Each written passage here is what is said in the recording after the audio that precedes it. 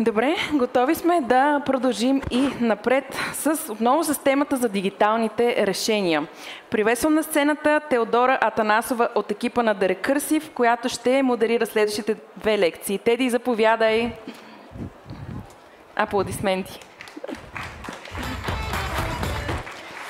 Здравейте, благодаря много.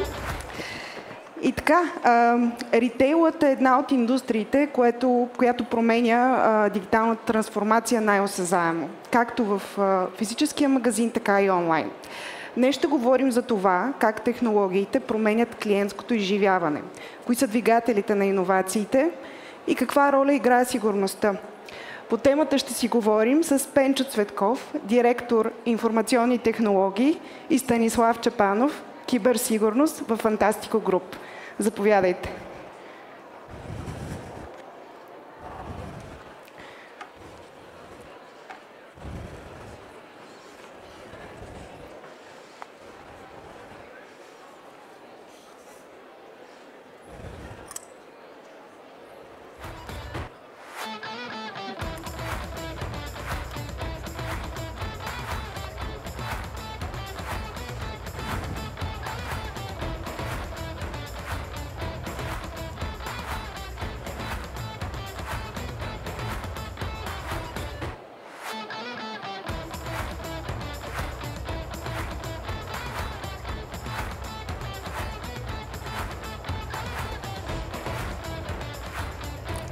Здравейте.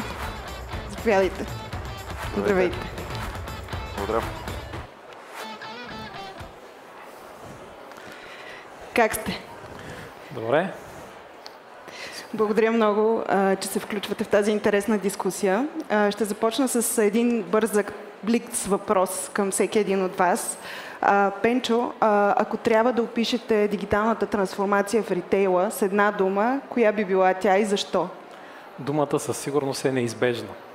В момента дигитализацията диктува пазара и очакванията на клиентите са всичко да се случва по по-лесен начин и по-удобен. Това е движещата сила в момента. А Станислав, а за киберсигурността с една дума? Аз бих казал доверие. Пазаруването вече не е елементарен процес на придобиване на стоки от магазина. Клиентите взаимодействат по много различни начини с веригите, по различни канали, така че това е в основата на сигурността в тия процеси вече. А кои са най-важните иновации днес в ритейла?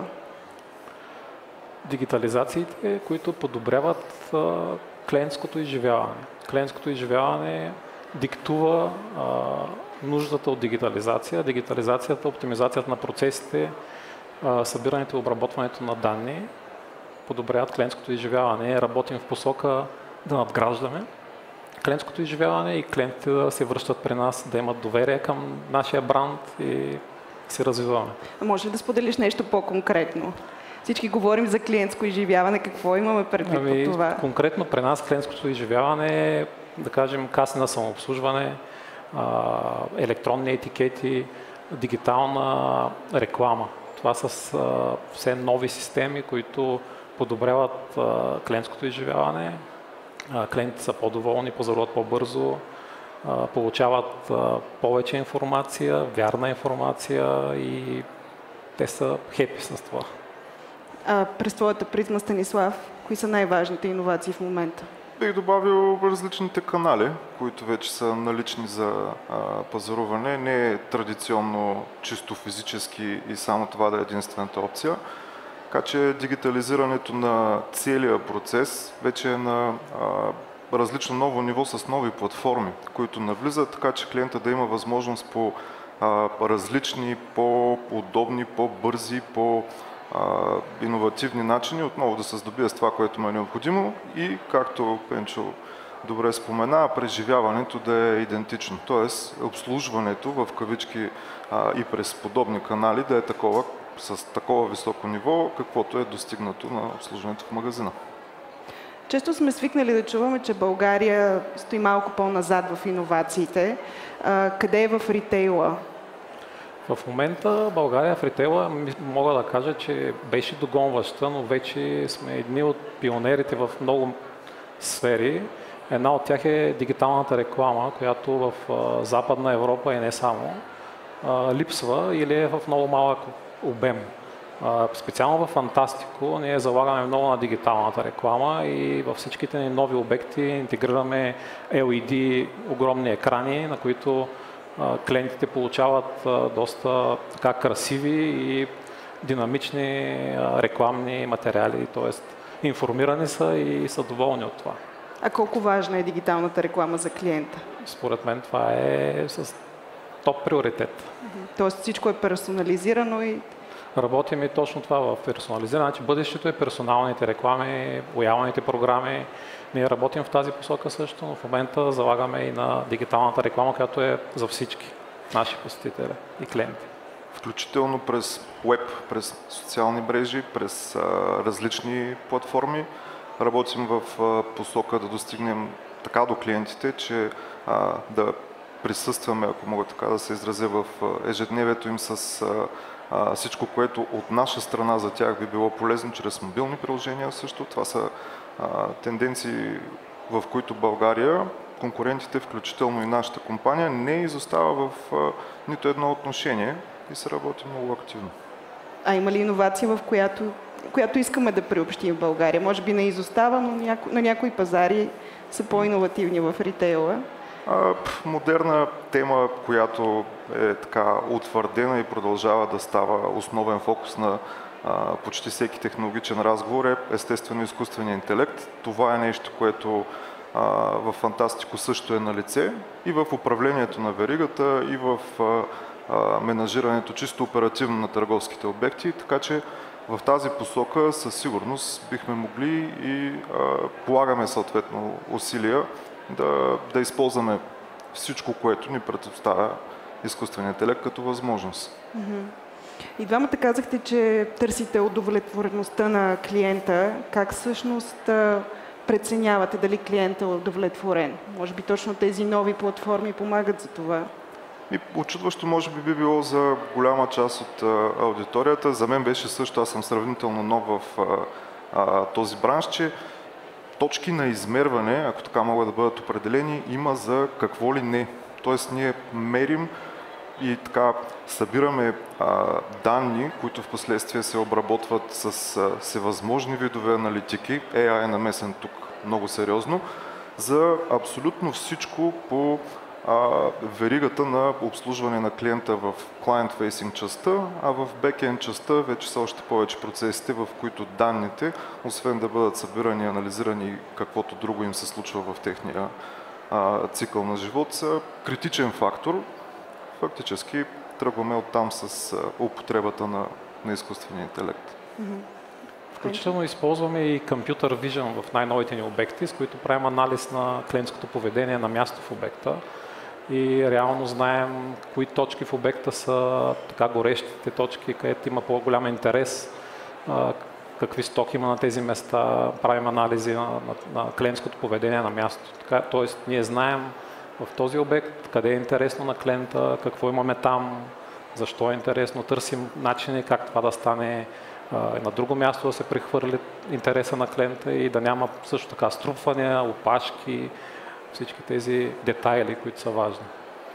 Да, и да добавя, освен частта, която Пенчо споменава, чисто в търговската ни площ, така задкулисния процес Predictive Analytics, което са част от нещата, за които въпросните данни също служат много интензивно. Опитваме така гъвкаво да прогнозираме натоварването на обекти, на веригата като цяло, на логистичните процеси, на продажбените процеси, за да може да сме адаптивни към обстановката, в която работим и да действаме проактивно, а не съответно да реагираме на определени ситуации и така да предизвикваме напрежение в клиентите, партньорите и естествено и служителите при нас. А къде стои киберсигурността в целия процес? Може ли да повдигнеш малко завесата? Критичен елемент от целият профил на компанията, на бранша също. това е сложна среда. Една ритейл компания като нашата. Организацията е голяма, многопластова. За повечето хора нещата се свеждат до влизане в физическия магазин и събиране на стоките и продуктите, които са им интересни и необходими. Отвъд това стои изключително много хардуер, безкрайно много всевъзможен софтуер, който с много екипи и с много партньори се управлява и използва. Тоест, полето за атаки е много сериозно и съответно като бранша и ние като компания конкретно не сме назад в целите на тези, които искат да използват различни методи, за да дестабилизират чрез такъв тип атаки бизнеса ни или пък индустрията като цяло. Все по-чести ли са тези атаки? Освен, че са чести, са иновативни. И от наша страна се налага да бъдем много гъвкави и ефективни в решенията, които предлагаме на нашия мениджмънт, на служителите и клиентите, за да може да сме защитени постоянно. Освен чести и иновативни, също така са и многополюсни. Имаме регистрирани случаи на продължителни атаки, използващи различни вектори, различни методи, което говори за много добро проучване и профилиране на компанията като цяло, на уязвимите места на подобен бизнес. От наша страна трябва също да сме и го прилагаме на практика подобен подход. Тук искам да спомена, което според мен е критично, е взаимодействието, което имаме в организацията вътре. Работим единно, в синхрон. Това е много съществен момент. Най-малкото, защото, например, сигурността, моята роля е такава, но има съответно доста развити звена при нас, които се занимават с друг тип сигурност. Например, физическата, което също е един ключов елемент от работата на нашата верига.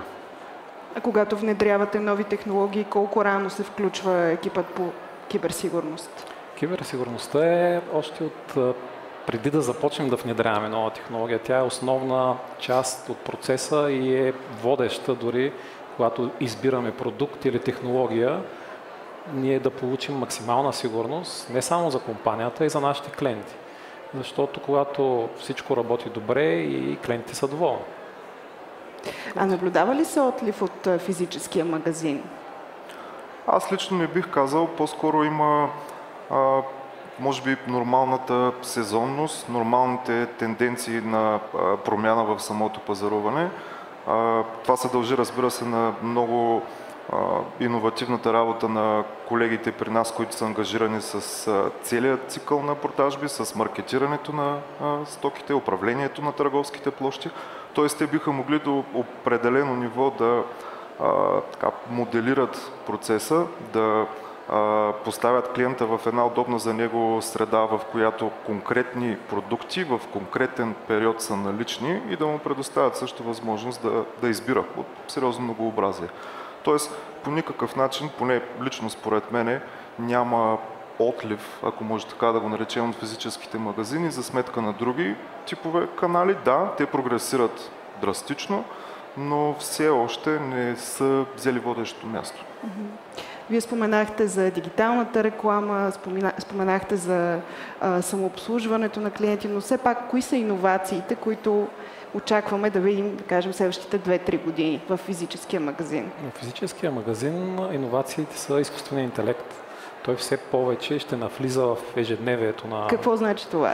Това означава за един потребител? За един потребител, че той ще има винаги стоката, която търси. Да кажем, изкуственият интелект прави анализ върху нашите данни и така помага процеса, веригата на доставки. Така че ние винаги да имаме вашия любим продукт, когато влезете в нашия магазин. Ние целим да имаме нулев сток-аут, т.е. да нямаме момент, когато даден артикул ще липсва на регал. Ние правим анализ върху клиентското поведение и се опитваме да отгатваме с помощта на изкуствен интелект какво ще продаваме следващата седмица, следващия месец, за да можем да сме се снабдили и доставили тази стока на време в обекта. Това е една от иновациите, която все повече навлиза и ще стане основна част от ритейла. Аз бих добавил другите измерения на използването на AI в чисто оперативните административни процеси в Фантастико. В случая имаме други ползи от изкуствения интелект също. Например, в моята сфера това е критичен инструмент. Всички колеги, които са ангажирани с някакъв аспект на сигурността, знаят колко точно полезен би могъл да бъде, ако се използва по правилния начин. Ние в частност използваме различни модели за различни цели. Анализ, оптимизация на данни, подпомагане на решения, които все пак накрая са човешката намеса в определената ситуация, но пък са обвързани с доста сериозна помощ от страна на AI. Такава му е ролята и в някои други измерения в Фантастико. Да, много често иновациите всъщност не са видими за потребителя, но пък се усещат на друго ниво. Абсолютно да. Те, за да стигнат в крайна сметка до потребителя, който и да е обект в веригата ни, преди това, освен тествани многократно, преработени, ако е необходимо, и така позиционирани правилно, са преминали през доста други етапи в компанията като цяло. Мащаба е голям при нас. Имаме над 3500 човека, ангажирани в бройка различни дейности. И в една така значителна част от тях AI има приложение. Разбира се, AI не е само цел нито на Фантастико, нито на бранша като цяло. Инструмент е, който целим и смятам, че прилично оползотворяваме. Много често внедряването на тези технологии наистина отнема време, години, все още сме свидетели на развитието им. Грубо казано, каква е бързата печалба за бизнес? За ритейл? Реално бърза печалба няма. Ние се стремим чрез новите технологии да подобрим клиентското изживяване и да ги използваме по правилния начин. Тоест, с нови технологии ние подобряваме процесите в компанията и по този начин стигаме до клиента по правилния начин и стигаме до това, че клиентите са недоволни и имат доверие в нашата марка и в нашия бранд и се връщат при нас. Това е, което постигаме като резултат и това не е целта. Бърза печалба няма. Преди няколко години бяхме свидетели на катаклизъм, който се наложи затварянето на физически магазини. Ако това сега се случи, кои са най-големите предизвикателства в ритейла? Може би момента на адаптиране на всички критични за бизнеса процеси от един начин на случване към друг. В случая, както всички го преживяхме това по време на COVID, гъвкавостта в такава ситуация е ключова. Би могла да спаси бизнеса или съответно да го ликвидира. При нас хубавото е, че има много солидно ниво на подготовка за подобни сценарии, съответно и за други. И трус, който би могъл да бъде усетен в такава ситуация, не е такъв, който може да навреди на компанията. В случая преминаването към, например, дигитални канали само и единствено, Фантастико е подготвен да го приеме като, ако се стъкат обстоятелствата, като основен начин на работа. Ние имаме, аз споменах, доста така сериозна IT среда с различни измерения. Това и без да има обстоятелства, които го налагат, е нещо, в което се инвестират много средства, усилия и време, за да може да е паралелна възможност за добър бизнес. Пенчо, може ли да споделиш ти? Според мен това, което каза Стан, е точно така. Единственият проблем би бил достъпа на хората до изживяването във Фантастико. И пак се повтарям, но клиентското изживяване е важно. Бранда, усета, като влезеш в един магазин, ти си свикнал да има различни неща, които на тебе са ти приятни да ти се случват. От обслужването, от слагането на стоката в турбичката, приятното отношение. Това може би ще е единственото предизвикателство, защото през дигиталния канал много по-трудно може да стигнеш до клиента и да подобриш клиентското изживяване по начина, по който в физически магазин може да стане това. Ако си представим магазините на бъдещето и скочим до 2030 година, как биха изглеждали те? интересни, но в същината си не е твърде по-различни от това, което имаме към момента. Може би хибридни, бих казал, с така визия, естествено, която е модернистична, която между другото постигаме към момента, но пък фокусирани върху клиента само и единствено.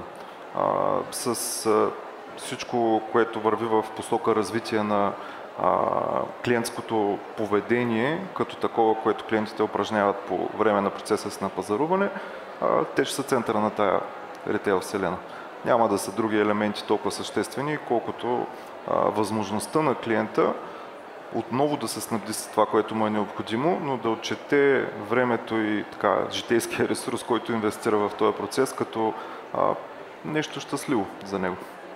Аз ще добавя, че най-вероятно технологиите ще се развиват в посока персонализирано клиентско изживяване. Тоест, ние ще знаем ти кой си, какво харесваш, какво търсиш и всичко ще е насочено към тебе. Тоест персонално, с персонална реклама, с персонални отстъпки и с персонални предложения за лоялност.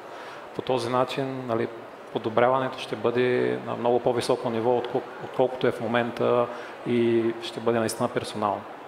А колко е важно клиентите да общуват с хора, да имат обратна връзка от хора? Защото си говорим как AI ще промени работните места, ще има роботи вече в ритейла.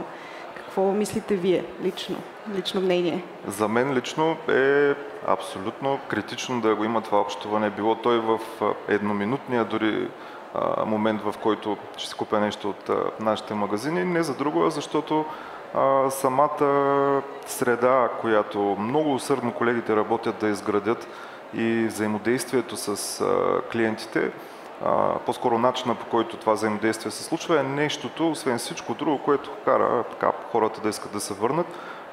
Ако това се замени изцяло от един дигитален канал с чатбот, който може да е много умен и интересен, липсва точно този топъл, искрен персонален момент, който със сигурност е много, много съществен в преживяването. Пенчо? Съгласен съм. Няма какво това е човешкото. Човека никога не може да излезе от схемата за комуникация, за отношение. Без човека няма как да стане. Коя е най-голямата новина, която предстои за Фантастика от гледна точка на иновации? Ако трябва да пишем новина за вас в The Recursive? Да, ще трябва доста пространство да отделите. Новините биха могли да са много. При нас споменахме и двамата се работи успоредно по бройка различни проекти, някои големи, други не толкова, но пък съответно също от значение. Аз бих отчел, може би, устойчивостта на веригата като такава в посока разширяване на присъствието. Имаме проекти, които вече текат, публични са от едно известно време, с нови обекти, които ще бъдат представени на публиката в случая. Един такъв много интересен ще е този в град Пловдив, който е плануван и ударно се изпълнява в момента, за да може да предостави най-доброто на пловдивските клиенти.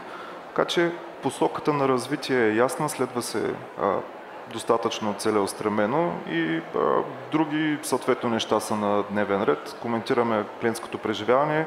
Ние работим активно, особено в нашите звена за дигитализирането му чрез различни платформи. Това са също неща, в които се инвестира доста време, ресурси, внимание. Бройка различни проекти са. Интересно е бъдещето, динамично. А като потребител, кое е най-вълнуващото нещо, което мога да очаквам?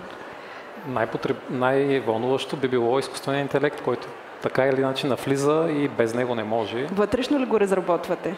Не, използваме редица доказали се компании, които разработват продукти с изкуствен интелект.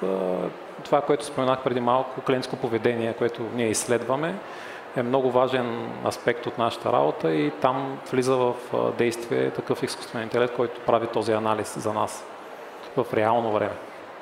което пък се явява, и основата на това, което коментираме за част от проектите ни. Тоест, те са базирани изцяло върху предпочитанията на клиентите. Било то платформи, приложения, различни кампании, те са ориентирани към това, което търсят реално хората. Ако има една технология, в която трябва да се инвестира още днес, изкуственият интелект, но все пак по-конкретно, коя би била тя? Изкуственият интелект за какво? Изкуственият интелект във всичко ще се развива тепърва. Ние в момента виждаме една малка част от него и основно в момента се прилага в системи за комуникация с клиенти. Но чисто кол-център или такъв тип системи. Ние го прилагаме в друг тип системи и в бъдеще той ще бъде приложен още повече. Аз не мога сега да кажа къде точно ще се появи и как ще помогне, но със сигурност ще го има навсякъде. Аз ще добавя облачните технологии. Смятам, че те са също много съществен елемент от пейзажа, установени доста преди AI, развити също доста преди AI. Дават му поле за изява на различни бизнеси, помагат с какво ли не, така че за мен това е една от технологиите, в които ударно трябва да продължи да се инвестира. От страна на бизнеса като цяло, Фантастико не прави изключение. Така или иначе това е нещо, което отдавна сме препознали и използваме доста интензивно. Смятам, че публичните облачни услуги, основно тия, които са водещи в тази индустрия, предоставят изключително много възможности за растеж, така че моето виждане е в такава една посока. Фантастико, има ли интерес да се развива и на други пазари? За в момента сме в България. Не можем да кажем за други, но бъдещето ще покаже. Целим да сме водещи тук, целим да си утвърждаваме така или иначе лидерската позиция, целим да работим хармонизирано спрямо условията в бизнес средата, спрямо нормативни изисквания регулаторни, спрямо клиентските предпочитания, което е трудна работа като цяло, но пък е изключително интересна. Така че да, това са фокусите. Може пък България да стане пример за иновации в ритейла и от тук да се взимат примери. Всъщност моето виждане лично е, че въобще не изоставаме, ако не и да сме така доста в челните, бих казал, или ако не челни, то поне водещите позиции на европейско ниво. По никакъв начин този сектор на индустрията при нас, въпреки различни обстоятелства, които се появяват от време на време, така че да го затруднят, по никакъв начин не спира да генерира растеж. Фантастико не прави изключение също. Така че е един от тия сектори, които при всички положения са съществени и реално носят иновациите в част от индустрията. Благодаря. Със сигурност сме модел за пример не само в България. Наскоро постихме изложение в Америка и в Западна Европа, където се запознаваме ежегодно с конкуренцията. И това, което ние предлагаме на клиентите, клиентското ни изживяване в Фантастико специално е на такова ниво, където 99% от конкуренцията не може да се похвали. Става въпрос за дигиталните процеси, реклама и всички тези неща, които споменахме до момента. Ние сме на топ ниво. А след България, може би, кои пазари смятат, че са добре от гледна точка на иновации в ритейл? Може би в Централна и Източна Европа, нашия регион? Всеки регион е добър. Въпросът е бизнес вече. Ние не можем да ви отговорим на този въпрос. Да, въпрос е на позициониране, въпрос е на ориентация и така подход чисто стратегически на организацията. Нашия в момента е фокусиран върху пазара тук. Смятаме, че има много ниши, съответно и не само ниши, а по-големи области, които търпят развитие.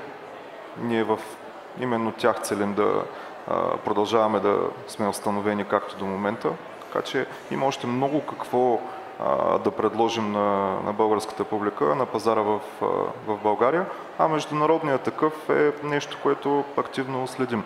Пример за това, Пенчо спомена, конкуренцията е едно на ръка, но пък партньорските взаимоотношения, в Фантастико имаме прекрасни такива с бройка различни компании от различни сектори, с които работим активно, други, които обменяме идеи, дори само на такова ниво. Партньорските отношения са нещо, което също е сериозен измерител за това доколко точно даден регион е подходящ за растеж. При нас има много възможности за развитие на такива отношения и ползотворно сътрудничество.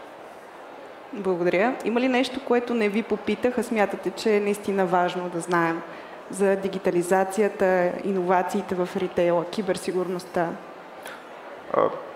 Да спомена отново, че въпреки така, може би, лимитираното разбиране какво представлява ритейла като бранш, въобще не е сведен само до това да се влезе в даден магазин, да си купим каквото ни е необходимо. Зад завесата стоят хиляди интересни процеси, много динамични. Киберсигурността е един от многото, съществен съответно. Така че всички, които смятат, че биха могли да се позиционират добре в подобна среда и тя да им донесе нещо съответно и те да дадат на нея, Фантастико е едно от чудесните места да изберат подобен път за развитие. Пенчо? Ритейл е един от най-динамичните бизнеси и Фантастико е пример за това как се прави ритейл в България, така че на който му е интересно, може да заповяда. Благодаря много. Много и благодаря за интересната дискусия.